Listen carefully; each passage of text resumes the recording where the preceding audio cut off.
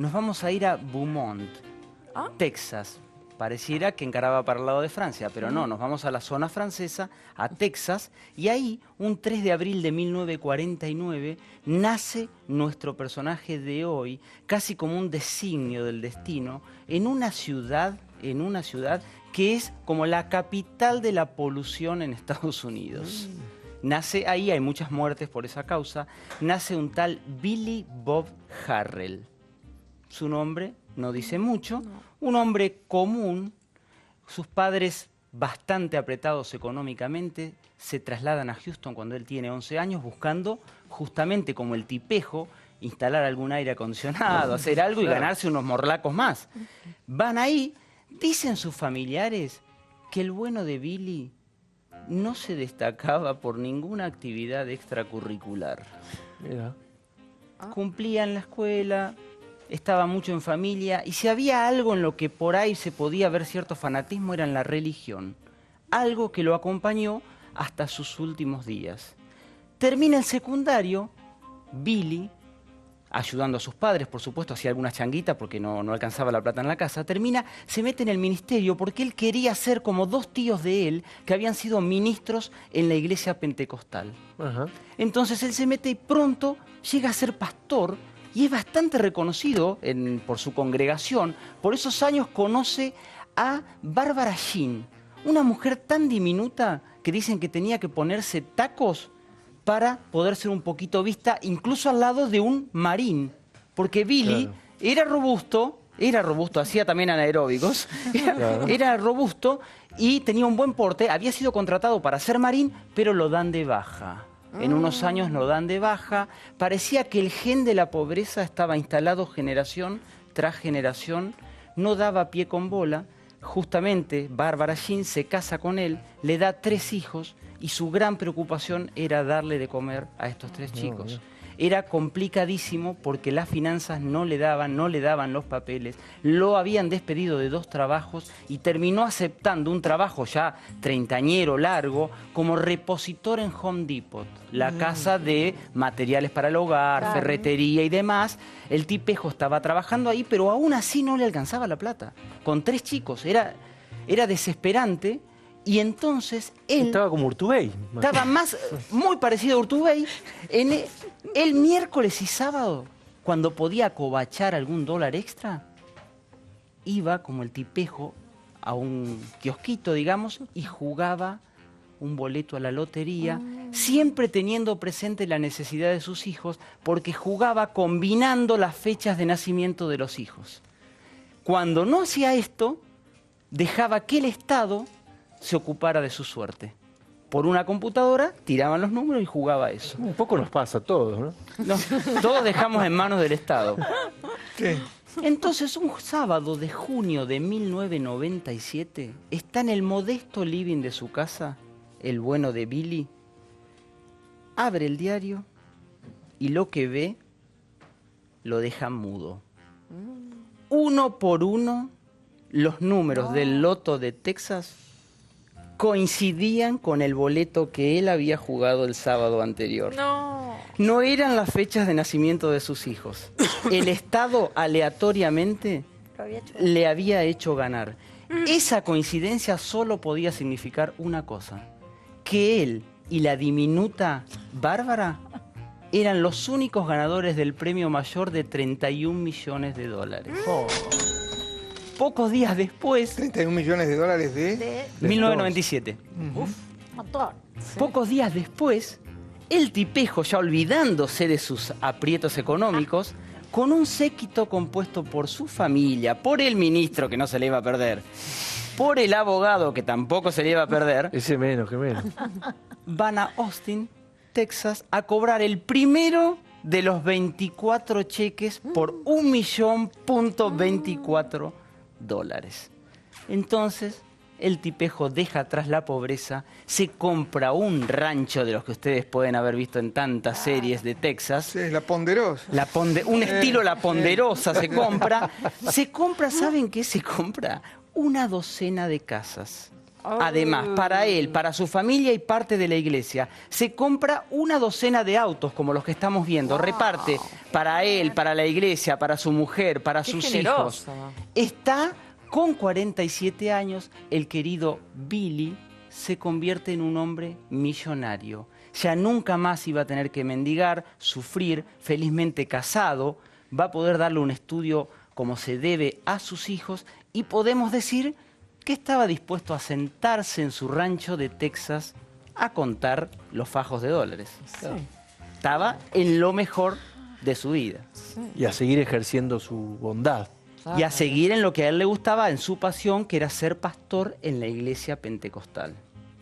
Muy bien, todo bien entonces. Todo bien, Impecable. pero Pero, por más fe que tengas, siempre hay un pincelazo que te arruina El humor de la loto, tribuna, ¿viste? Con el pincelazo. te arruina el loto. No, flor de ¿qué loto. pasó? Este señor seguía a pie juntillas, nunca dicho, Sí. los preceptos de su iglesia.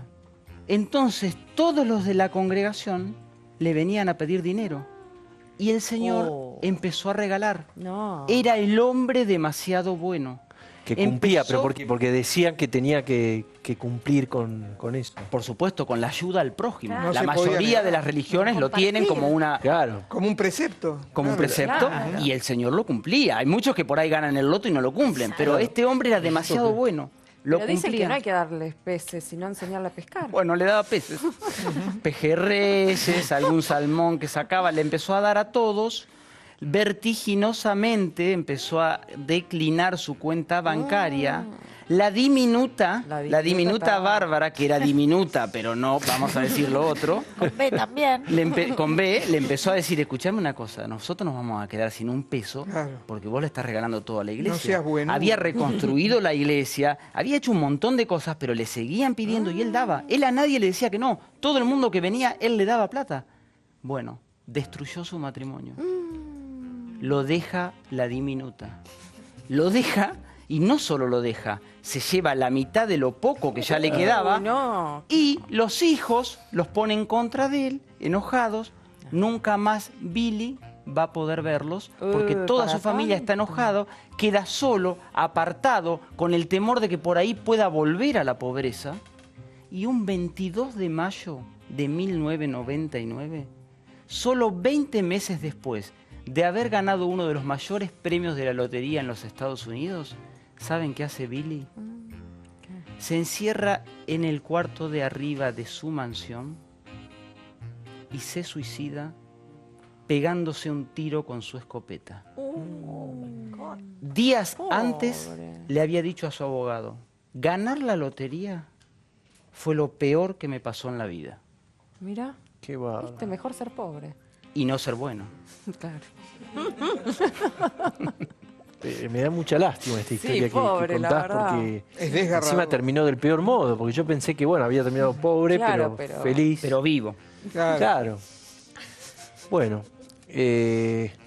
no sé cómo salir de este trance, pero aún así no quiero evitar una pregunta escabrosa como la que te voy a hacer. Incómodo. Claro, en Colonia Seré, ¿hay algún pródigo que también sea excesivamente generoso? Estaba el pródigo forzado. Espera, que ahí llegamos, ahí ¿El llegamos. Ahora pródigo llegamos. compulsivo? Era forzado, fue forzado, ahora van a ver la Ah, historia. no. Ahí No era estaba espontáneo. el querido, el recordado Gringo Biondini, padre de Godzilla. Le gran decían, valor. sí, pero ¿saben cómo le decían? ¿Cómo? Hornero macho, ¿Por qué? porque nunca lo agarrabas en la casa. El gringo era una cosa de locos. También le decían mazo de naipes porque no había timbiada donde no estuviera. Entonces, Godzilla tendría 9, 10 años. Yo tengo un año menos que Godzilla. Y en esos momentos, en un Seré del 80 y algo, 83, 84, unos señores, entre ellos el gringo Biondini y Pantufla, Capicúa, Chicato, estaban en cosillas entre ellos. Yo fui a lo de Godzilla y Godzilla me dice, cosa de grandes. Cosa de grandes, un año más que vos. No, claro, y él estaba porque, ¿saben lo que iban a hacer? Iban a traer tipejos con plata de otra ciudad.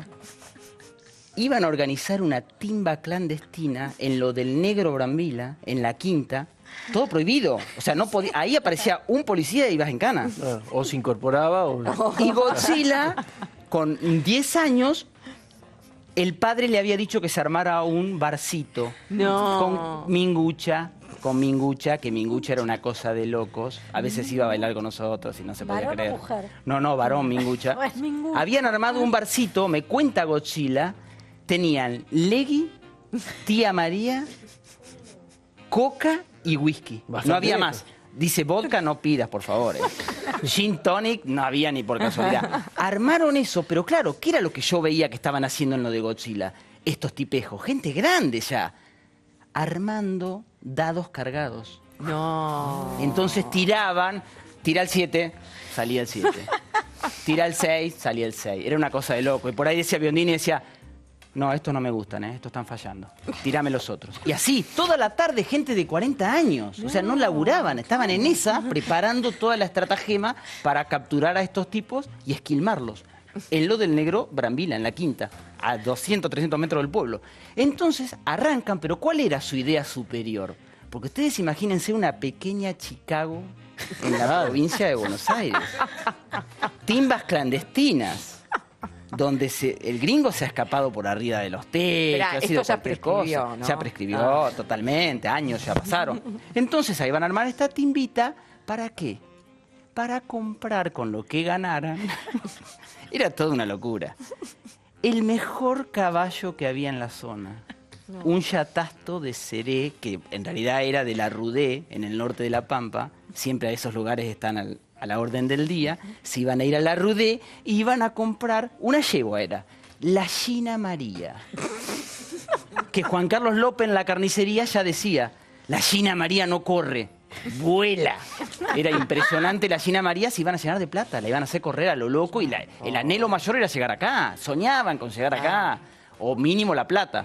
Bueno, llega la noche, Mingucha, ahí estamos viendo la foto del gringo con suéter colorado, era técnico nuestro en el Papi. Era un hombre que no perdía nada. En el Papi no quería perder ni el sorteo de la moneda. Si salía cara y él había dicho otra cosa, la hacía tirar de nuevo. Era una locura. Bueno, resulta que los tipejos ganan a los dados. Ganan. Porque obviamente estaban cargados. Esquilmaron a todos los tipos, hicieron un montón de plata y fueron a comprar a la Rudé la Gina María. Se iban a llenar de plata, la habían pegado, realmente la habían pegado con la Gina María. Pero claro, no contaban con Bercero. Bercero era un hombre muy querido también, que trabajaba, que vivía casi en lo del gringo. Había dicho la cosecha de añares con ellos. Se estila mucho que esa gente después se quede viviendo con vos y demás. Bercero se había quedado y le dijeron, bueno, Bercero, cuidanos la yegua. Una semana duró la yegua. Reventó. Espera. No, ¿Qué pasó?